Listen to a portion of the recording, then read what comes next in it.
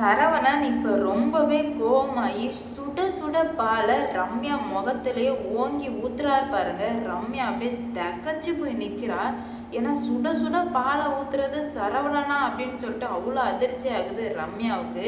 அப்படியே சரவணன் பண்ணாரு, இல்லை ரம்யாவோட எல்லா உண்மையுமே தெரிஞ்சிடுச்சா அப்படின்னு சொல்லிட்டு இந்த வீடியோவை ஃபுல்லாக பாருங்க. அதில் தான் தெளிவாக இருக்கு என்ன நடக்குது அப்படின்னு சொல்லிட்டு. இப்போ சரவணன் ரொம்பவே ஆதங்கத்தில் இருக்காரு. தனக்கு ஒன்றுமே நடக்கலையே அப்படின்னு சொல்லிட்டு. அப்படி இருந்த பட்சத்தில் தான் இப்போ ரம்யா ஒரு கேவலமான காரியம் பண்ணுறா. அது என்ன அப்படின்னு பார்த்தீங்கன்னா, இப்போ சரவணன் விரக்தியில் அங்கே உட்காந்துட்டு இருக்காரு. அப்படி இருக்கும்போது தன்னோட மாமியார் ரம்யாவோட மாமியார் பால் எடுத்தாந்து எல்லாருக்கும் கொடுமா அப்படின்னு சொல்லும்போது, இவ பாலை திரிஞ்சு போகிறதுக்கு ஒரு பிளான் போட்டிருந்தா. அது ரெண்டாவது பட்சம். இப்போ பால் எடுத்தாந்து கொடுமான்னு சொல்லும்போது பாலை எடுத்தாந்து எல்லாருக்கும் கொடுக்கலாங்க. அவளுக்கு ஃபேவரா யார் இருப்பாங்களோ அவங்களுக்கு மட்டும் கொடுத்துட்டு மாமனாருக்கும் கொழுந்தனாருக்கும் கொடுக்கல. அப்படி இருக்கும்போது தான் செண்பகம் கேட்குறாங்க, என்னம்மா பாலை உன் மாமனாருக்கும் கொழுந்தனாருக்கும் கொடுக்கவே இல்லை அப்படின்ற மாதிரி கேட்குறாங்க.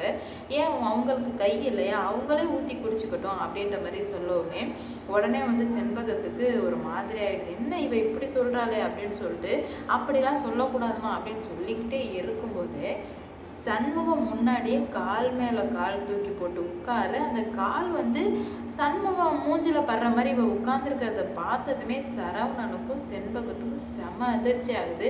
உடனே சரவணனுக்கு சுளீர்னு கோவம் வந்துடுது.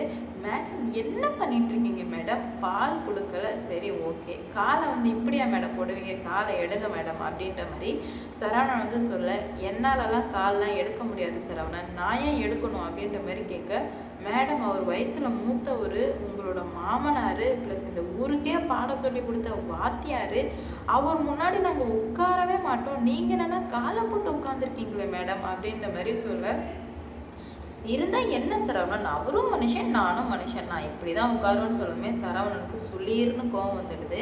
அப்போ செண்பகம் இருந்துக்கிட்டு, இருப்பா நான் பேசுகிறேன் தங்கம், இப்படிலாம் உட்காரக்கூடாது தங்கம், உன் வீட்டில் ஆம்பளைங்க இல்லாதனால உனக்கு எதுவும் தெரியலையோ என்னவோ, இப்படிலாம் உட்காரக்கூடாது, இது ரொம்ப பெரிய தப்பு, ஆம்பளைங்களுக்குன்னு ஒரு மரியாதை இருக்குது, அதை நம்ம கண்டிப்பாக கொடுத்து தான் ஆகணும் அப்படின்ற மாதிரி சொல்லும்போது, ஏன்னா தான் அப்பா கண்ணு முன்னாடி யார் என்ன தான் அப்பாவுக்கும் பிள்ளைக்கும் 1000 சண்டையாக இருந்தாலும் அந்த விட்டு கொடுக்காத தன்மை இருக்குல்லங்க, அது உண்மையிலுமே வேற லெவல். இதுக்கு உண்மையிலுமே சரவணனுக்கு மிகப்பெரிய மார்க் ஒன்று கொடுக்கலாம். ஏன்னா என்னதான் சண்டை போட்டாலும் வேற யாருக்கிட்டையுமே விட்டு கொடுக்காம இருக்காங்க பார்த்தீங்களா, அதுதான் உண்மையான ரிலேஷன்ஷிப்பு. அப்படி இருக்கும்போது சண்முகத்துக்கு கண்ணே கலங்கிடுச்சு. என் பிள்ளை என்னை விட்டு கொடுக்காம பேசுகிறான் அப்படின்னு சொல்லிட்டு கண்ணே கலங்கும்போது 2 பேருமே படித்து சொல்கிறாங்க ரம்யா கிட்ட. ஆனால் ரம்யா காலை எடுக்கவே இல்லை. அப்போ தான் மேடம் காலை எடுக்க முடியுமா முடியாதா அப்படின்ற மாதிரி கேட்க, முடியாது சரவணன், என்ன இதுக்கே எல்லாரும் இவ்வளோ மிரண்டுறீங்க, நான் இன்னும் பண்ண வேண்டியதெல்லாம் நிறையா இருக்குன்னு சொல்ல, அப்போது இந்த குடும்பத்தை நீங்கள் வாழ வைக்க வரல, அழிக்க தான் வந்திருக்கலான்னு கேட்கும்போது, அஃப்கோர்ஸ் அதில் என்ன உங்களுக்கு சந்தேகம், உங்களுக்கு இப்போ தான் தோணுதா நான் இந்த குடும்பத்தை அழிக்க வந்திருக்கேன்னு, நான் எப்போவோ முடிவு பண்ணிட்டேன் இந்த குடும்பத்தை நான் அழிக்க தான் வந்திருக்கேன்னு, இப்போ இப்படி பேசிகிட்டு இருக்கீங்களே அப்படின்ற மாதிரி சொல்லவே சரவணன் என்ன பண்ணுறாங்கன்னா, சரி நம்ம இன்னைக்கு வேணும்னே கேட்குறாங்க, இன்றைக்கி நம்ம சாந்தி முகூர்த்தத்தை கொண்டாடலாம் அப்படின்னு கேட்கும்போது, அதெல்லாம் முடியாது, எதுவுமே பண்ண முடியாது, காலையும் எடுக்க முடியாது, நீங்கள் சொல்கிறதே என்னால் கேட்க முடியாது சொல்லமே சரவணனுக்கு வந்துச்சு பாருங்க கோபம். ஏய் நானும் பேசிக்கிட்டே இருக்கேன், நீ என்னன்னா ஏன் அப்பா முன்னாடி காலை போட்டு உட்காந்துருக்கேன் அப்படின்னு சொல்லிட்டு சுட சுட அந்த காஃபி எடுத்து மூஞ்சிலே ஊற்றுனாங்க பாருங்க. அப்படியே ரம்யா விரண்டு போயிட்டா. ஏன்னா சுட சுட பாலை ஊற்றினா யாரால தாங்க தாங்க முடியும், தாங்கவே முடியாது இல்லையா. உடனே என்ன பண்ணுறது போகிறதுனே தெரியல. சரவணன் என் முகத்திலே நீங்கள் இப்படி ஊற்றிட்டீங்கல்ல அப்படின்ற மாதிரி கேட்க, மரியாதைனா எல்லாருக்குமே மரியாதை கொடுக்கணும் மேடம், உங்களை மாதிரி நான் கிடையாது, எங்கள் அப்பா அப்படி எங்களை வளர்க்கவும் இல்லை, நீங்கள் என்னென்னா இப்படி நடந்து கேவலமாக பண்ணுறீங்க, இதுதான் உங்களுக்கு ஃபஸ்ட் அண்ட் லாஸ்ட், இன்னொரு வாட்டி எங்கள் அப்பா கிட்ட இந்த மாதிரி நடந்துக்கிட்டிங்கன்னா அப்புறம் நான் மனுஷியாகவே இருக்க மாட்டேன் அப்படின்ற மாதிரி சொல்லுவோமே.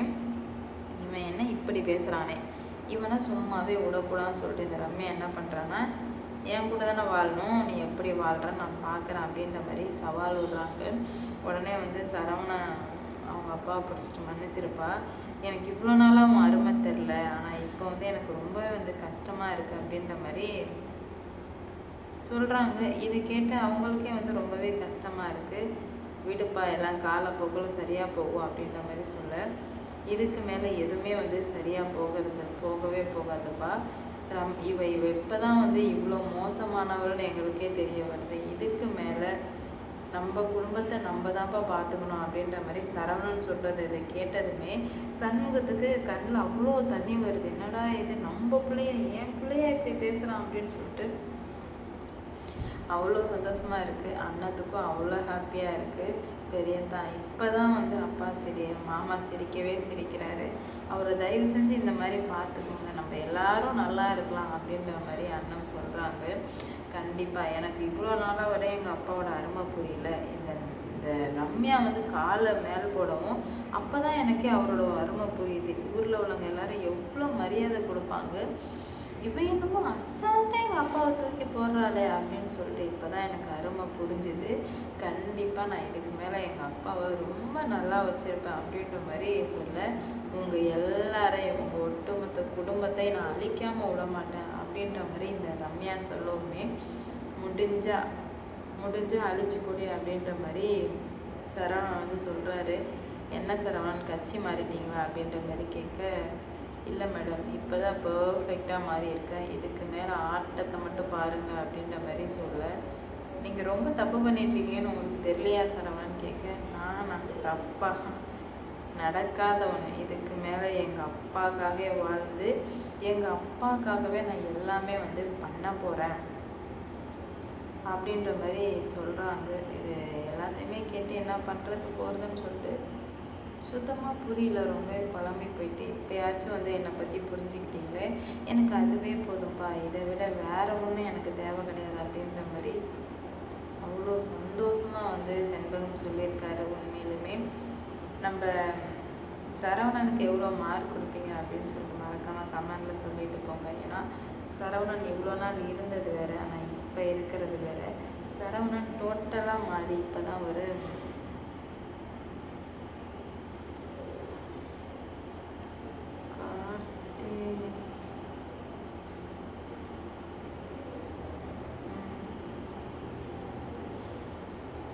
என்ன நடக்க போகுது, ஏது நடக்க போகுது அப்படின்னு சொல்லிட்டு வெயிட் பண்ணி பார்க்கலாம். ஒரு வாட்டியும் பிரச்சனைகள் வேறு விதமாக வரும்போதெல்லாம் கையாண்டுட்ட இவங்க இப்போ வந்து என்ன பண்ணுறதுனே தெரியாமல் திணறி போய் நிற்கிறாங்க. இவங்க சொன்ன மாதிரி நடக்க போகுதா இல்லை யார் சொன்ன மாதிரி நடக்க போகுதா அப்படின்னு சொல்லிட்டு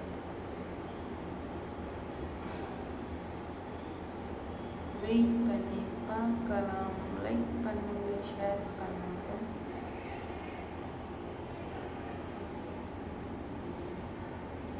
மறக்காமல் சப்ஸ்கிரைப் பண்ணுங்க.